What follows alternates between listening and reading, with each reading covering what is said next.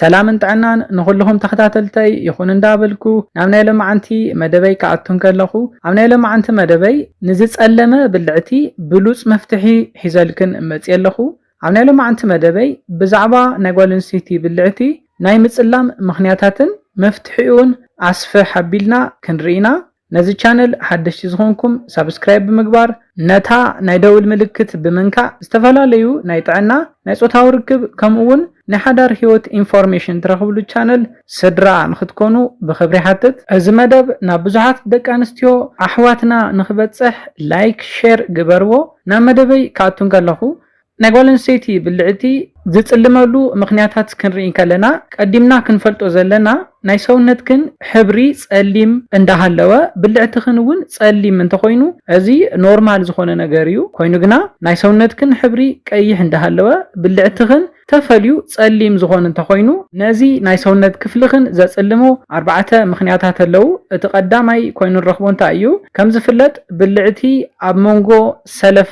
تطابيقو زركب اكل سونت سلازخونه قربت مس قربت كفحفح نقالو راحسي يفطريو از دما بالعتخن نصلمي نخغالص يغبرويو اتخالي حساب دما انتايو ناي ጨጉሪ አወጋገዳ ሜላኽንዩ አብልዕትኽን ከባቢ ንዝርከቡ ጨጉርታት አለጻጽያኽን አብልዕትኽን ከባቢ ጽልሚ ንኽፈጥር ይገብርዩ ጨጉርኽን ተወግዳሉ መንገዲ ጥዕንኡ ዝተሓለወ እንተዘይ ኮይኑ አብልዕትኽን ከባቢ ናይ ምሕኻኽ ጠባይ ንኸምጽእ ብምግባር ሓደ ኢንፌክሽናት ከስዕበልክን ይኽእልዩ ካብ መጀመርያው ትሒዙ ጨጉርኽን ተወግዳሉ ማቴሪያል ጽሬቱ ዝሓለወ ጥዕንኡ ዝተሓለወ ማቴሪያል ክትጥቀማለክን ናይ ምሕኻኽ ጠባይ አምጽኡ ክትሓክኦን ከለኽን عنفرارن صليم بسلان بمقداف صلمي نخفطر يغبريو ስለዝኾነ ናይ ብልዕትኽን ጨጉሪ ተውግዳሉ መንገዲ ጥዕንኡ ዝተሓለወ ክኾን ኣለዎ እትሳልሳይ እንሪኦ ሓሳብ እንታይ እዩ ሓደ ትሰርሕኦ ስሕተታት ኣሎ ንኣብነት ብጣዕሚ ምሰውነትክን ዝተጣበቀ ክዳን ምግባር እዩ በተመሳሳሊ ድማ ናይ ውሽጢ ስራኽን ወይ ከዓ ፓንትኽን ካብ ጡጥ ዝተሰርሐ ዘይምዃኑ እዩ እዘን ክልተ ነገራት ኣብ ብልዕትኽን ለውጢ ክፈጥራ ዝኽእላ ኣገደስቲ ነገራት እየን ንኣብነት ብጣዕሚ ምሰውነትክን ዝተጣበቀ ወይ ከዓ ዝጣበቅ ክዳን ትኽደና እንተኾይንክን ብቐሊሉ ረሃጽ ንኽፍጠር ይገብር እዩ እዚ ረሃጽ ድማ ንብልዕቲ ጽልሚ እትዋና ሳዕቤን እዩ በተመሳሳሊ ድማ ነቲ ረሃጽ ኣብ እዋኑ ዘይተጽሪዮ እንተኾይንክን ናብ ዘይተደለየ ኢንፌክሽን ንኽትጋለጻ ከገብረክን ይኽእል እዩ ኣብዚ ክሕብረልክን ዝደሊ ፓንትኽን ግድን ካብ ጡጥ ዝተሰርሐ ክኾን ኣለዎ ምክንያቱ እንታይ እዩ ኣብ ልዕትኽን ከባቢ ራሕሲ ኣብ ዝፍጠረሉ እዋን እዚ ካብ ጥጥ ዝተሰርሐ ብታንቲ መጢጡ ንኸድርቆ ስለዝሕግዘክን እዩ ስለዝኾነ ካብ ጡጥ ዝተሰርሐ ፓንት ክትገብራ ክሕብረልክን ይደሊ በተመሳሳሊ ድማ ብጣዕሚ ምሰውነትክን ዝጣበቁ ክዳውንትታት ክትገብራ የብልክንን እትራብዓይን ወሳንን ዝኾነ ድማ ክንክን ዘይምግባር እዩ እዚ እንታይ ማለት እዩ ብልዕቲ ብጠባዩ ዓርሱን ዓርሱ ከም ዘጽሪ ይፍለጥ እዩ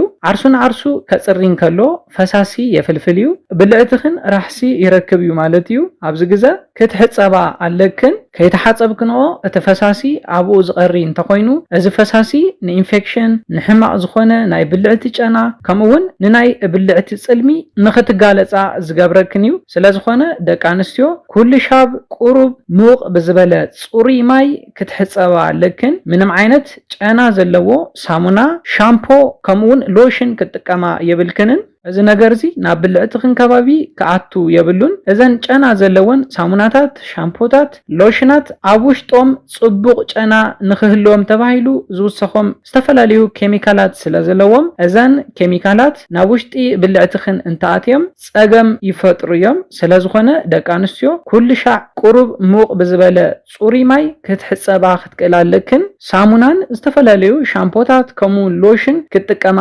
የብልክንን በተመሳሳሊ ድማ ኩሉ ሻዕ ሸንክን ምስ ወዳእኽን ክትሕጸብኦ ኣለክን ተሓጺብክን ምግዳፍ ዘይኮነስ ክተድርቆውን ኣለክን እንተይ ዘይድሪክንኦ ራሕሲ ኣለዎ ማለት እዩ ራሕሲ ድማ ባክቴርያ ኣብቲ ከባቢ ንኽፍጠር ይገብር እዩ እዘን ኣርባዕተ ጽልሚ ዝፈጥሩ ምኽንያታት ምስራና ከመይ ጌርክን ነዚ ጽልሚ ክተጥፍኣ ከም ትኽእላ ድማ ኣስዒብና ክንርኢ ከለና ፈለማ ክትፈልጥኦ ዝግበአክን ወሳነ ነገር ኣሎ ናይ ብልዕቲ ምጽላም ምንም ዓይነት ጎናዊ ሳዕቤን ከም ዘይብሉ ክትፈልጥ ኣለክን ኣብ ብልዕትኽን ከባቢ ጽልሚ እንተሃልዩ ሕማም ከም ዘጋጠመን ዝሓስባ ደቂ ኣንስትዮ ኣለዋ ኮይኑ ኮይኑ ግና እዚ ጥዕንኡ ዝተሃለወ ጎናዊ ሳዕቤን ዘይብሉ ከም ዝኾነ ክትፈልጣለክን እዚ ምስ በልና ነዚ ጽልሚ ንምጥፋእ ካብ ዝሕግዘክን ነገራት ተቀዳማይ እንታይ እዩ ፓፓየ እዩ ፓፓየ ንናይ ብልዕቲ ጽልሚ ንምጥፋእ ዝሕግዝ ብሉጽ ዝኾነ ፍሩት እዩ ኣብ ውሽጡ ንናይ ጓል ኣንስተይቲ ብልዕቲ ዘስማዕማዕ pH ስኬል ኣለዎ ባይ ዘ ወይ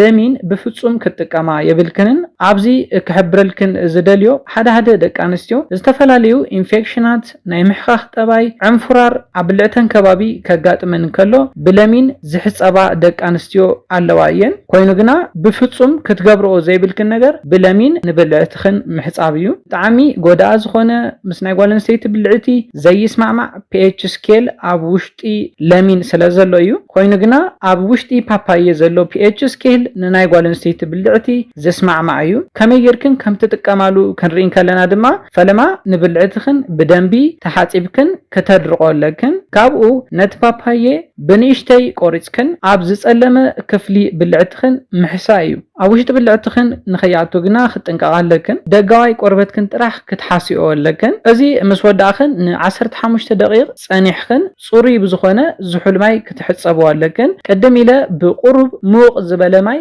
ክትሕጸባ ሓቢረልክን ነይረ ኮይኑ ግና እዚ ቁሩብ ሙቕ ብዝበለ ማይ ክትሕጸባለክን ዝበልኩኽን ኣብ ኖርማል እዋን እዩ ብፓፓየ ንብልዕትኽን ምስ ሓሰኽንኦ ግድን ብዙሑል ማይ ክትሕጸበዋለክን ኮይኑ ግና ኣብ ኖርማል እዋን ግን ብቁሩብ ሙቕ ብዝበለ ማይ ክትሕጸበዋለክን ስለዝኾነ ደቂ ኣንስትዮ እንዳደጋገምክን ነዚ ነገር ብምግባር ንብልዕትኽን ናብቲ ተፈጥሯዊ ሕብሩ ክትመልስኦ ትኽእላ ኢኽን ነዚ ነገር እዚ እንተነኣሰ ብሰሙን 2 ሻብ ብምግባር ልዑል ዝኾነ ለውጢ ክትሪኣ ትኽእላ ኢኽን ነዚ ኢለ ናይ ሎማዓንቲ መደበይ በዚ ክዛዝም ካብ ናይ ሎማዓንቲ መደበይ ዝኾነ ሓድሽ ነገር ከም ዝሓስኩም ተስፋ ይገብር መደብና ናብ ብዙሓት ደቂ ኣንስትዮ ኣሕዋትና ንኽበጽሕ ላይክ ሼር ግበርዎ ሰላምን ጥዕናን ንኹላትና ያኔለይ